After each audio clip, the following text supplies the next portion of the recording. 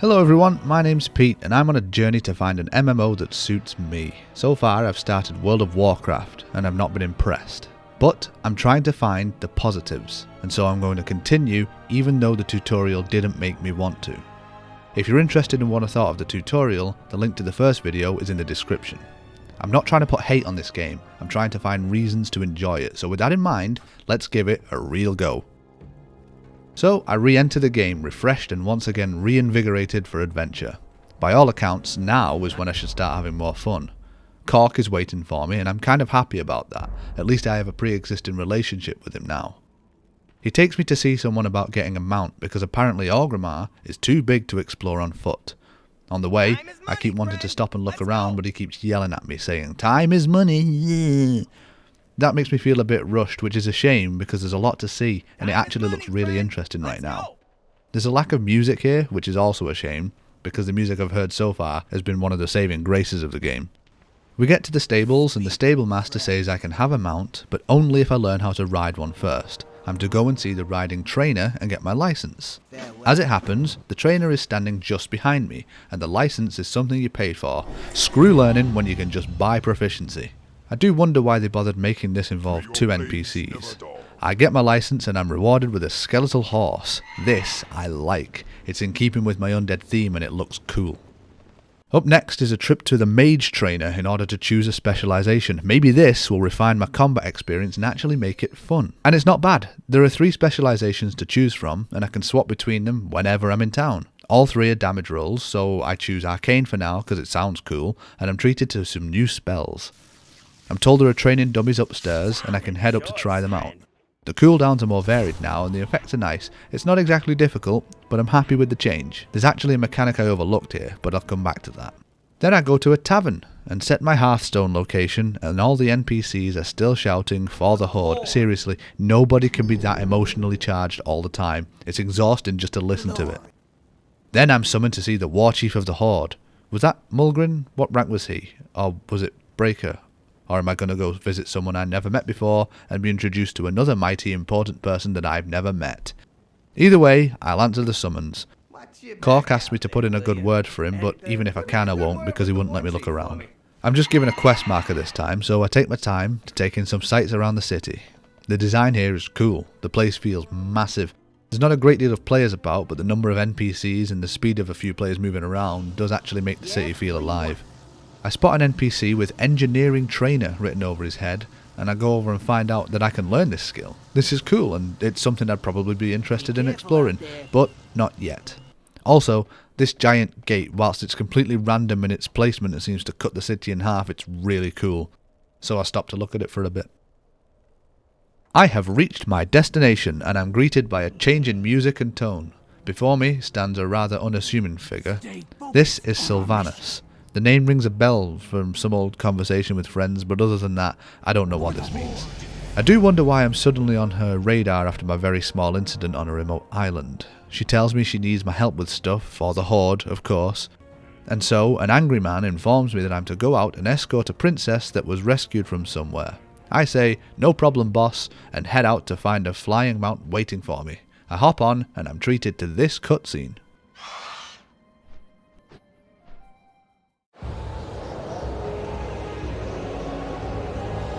It appears the Alliance dogs have lost our scent. Good, good. Our journey is almost over. I hope the Warchief's faith is well placed. She seems very powerful, certain, in control. It is an honor to serve my queen. My princess is also strong-willed and sure of herself. Our king has always found her to be challenging.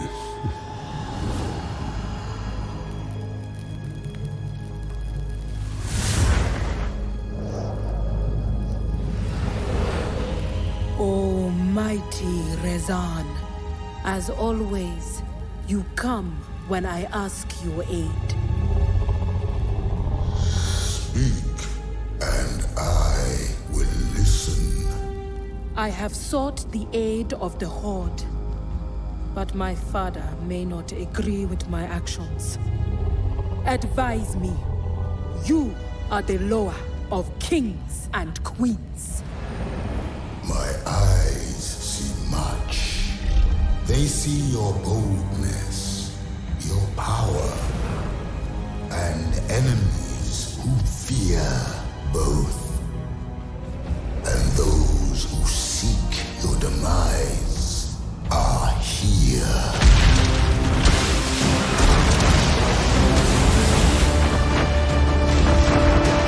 We need cover! Head for that fog bank! The sails are dead! We've got no wind! We're taking on water!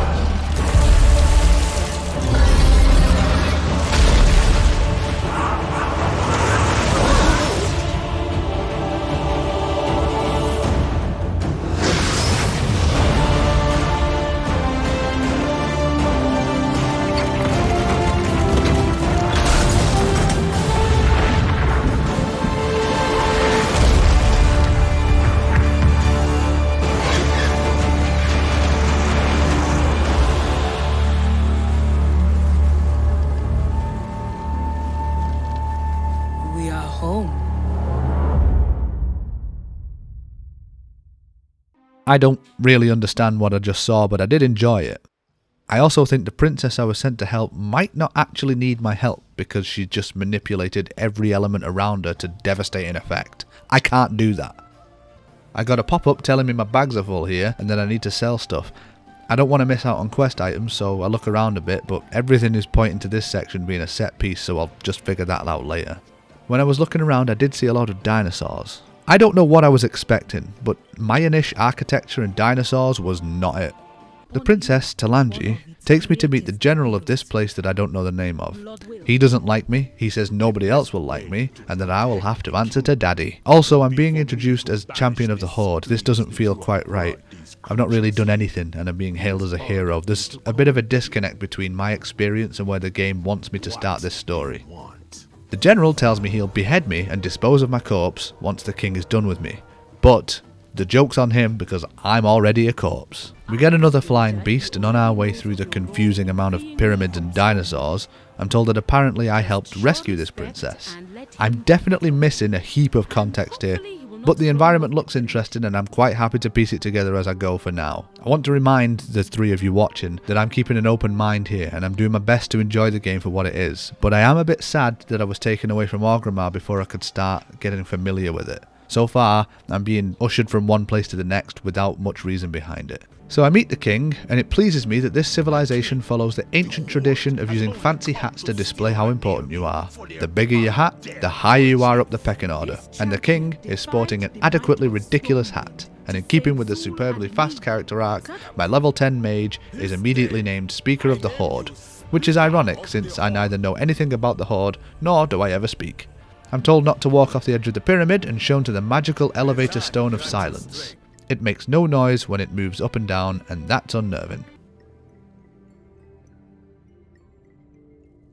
After a bit of exposition that I struggle to make sense of, I'm shown to a portal system, which I'll explore later on. I assume it's just a fast travel method for me. And there's a treasury too, but I haven't figured out what it's for yet. I'm told to find the princess again, and she's stood next to a rather impressively sized dude with some massive totems strapped to his back.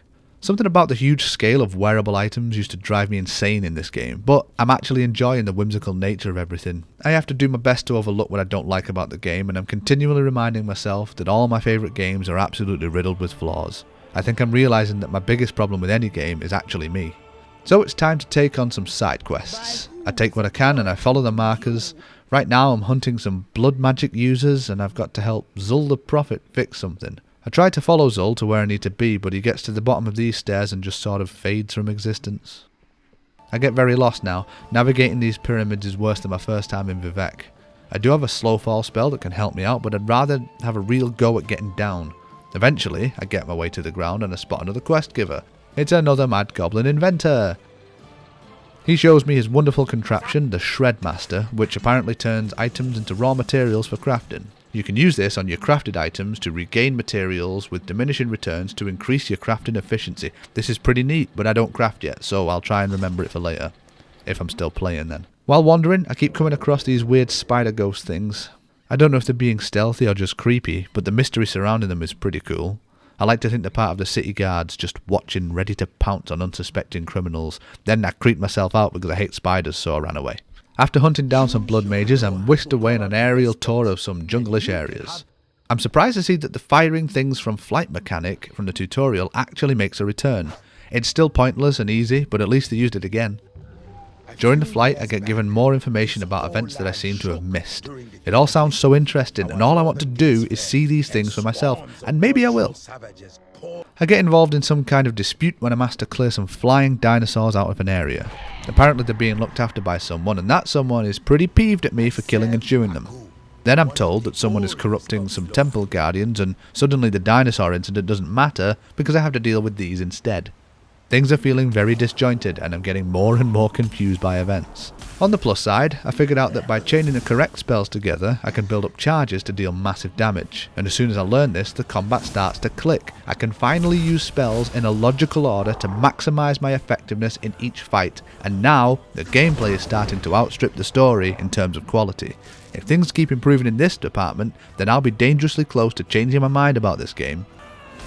The climax of this particular quest line sees me fighting a dire troll, which I managed to take down with ease thanks to my new understanding of my spell system. Then I'm asked to pick a lower. I don't know what a lower is, but apparently one makes me run faster and the other one gives me fast travel options. I choose fast travel because obviously, and then I'm whisked away once again, only this time to meet Paku, who apparently is the reason I'll be able to fast travel more. So far I'm just confused. I don't know why the tutorial leads straight into me being a champion of the Horde. I don't know why it has me skip all these cool sounding and rather important story beats. This is a really counterintuitive design choice, as it further prevents me from connecting with the world, and that seems like a really important part of the process. Correct me if I'm wrong, but I think there are a lot of players out there who won't stick in a world if they aren't given a meaningful reason to. The only reason I have right now is the combat and my desire to explore these MMOs. And whilst the combat's getting better, it's still not the most engaging. The visual style is great. I don't hate the dinosaurs and pyramids, I just wish I knew more before being thrown here. Paku is a big flying dinosaur, of course. I am so lost with what kind of story I've been told that at this point I've decided that the story just doesn't matter, so from here on out I'll focus on my combat accomplishments to save me from having a stroke. I'm pleased beyond measure to inform you all that Paku is wearing a hat suitable to his status as Lord of the Winds. I'm assured that I can receive a boon as long as I take a leap of faith. Then, the quest pop-up tells me that I need to jump off the cliff. It's not entirely clear to me where I need to jump off, so I take a guess at behind the nest. And I was right, and I'm safe from falling. Then Paku laughs at me because he didn't mean literally a leap of faith. Oh no, how silly of me. I don't understand the metaphor, and that's funny at my expense. You know what would have been funnier? If the questlog didn't tell me to jump. Instead, they could have had me decide whether I should speak to them again for clarification, or jump to a conclusion quite literally, and then it would be clever to have them laugh at me. Anyway, apparently my leap of faith is to build a statue to show my choice of fast travel option. This is a really weird request, and if it's the same for everyone, that means there's a lot of statues somewhere. I'm flown rather awkwardly back to town and dumped on the ground, and the statue magically fades into view. How lovely. Then I'm told to go and see the king again, and for some reason, two different pieces of music are playing over each other.